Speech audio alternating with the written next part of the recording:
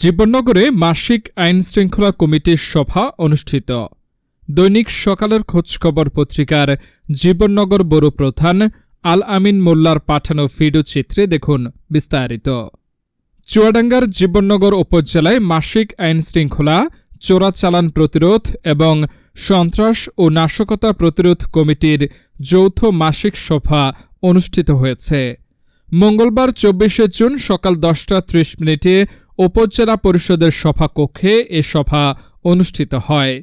সভায় উপজেলার আইনশৃঙ্খলা পরিস্থিতি, সীমান্তবর্তী এলাকায় চোরাচালান, মাদকদ্রব্য পাচার ও সন্ত্রাসবাদসহ বিভিন্ন গুরুত্বপূর্ণ সমস্যা ও সমাধান নিয়ে আলোচনা হয়। সভায় সভাপতিত্ব করেন জীবননগর উপজেলা নির্বাহী কর্মকর্তা ইউএনও মোহাম্মদ আল আমিন।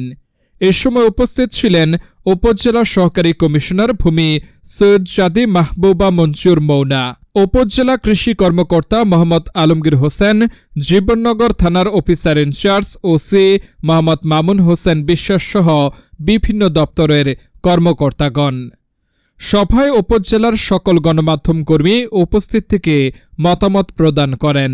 সভায় আলোচ্য বিষয়গুলোর উপর গুরুত্ব আরোপ করে উপজেলা প্রশাসন কার্যকর পদক্ষেপ গ্রহণের আশ্বাস দেন।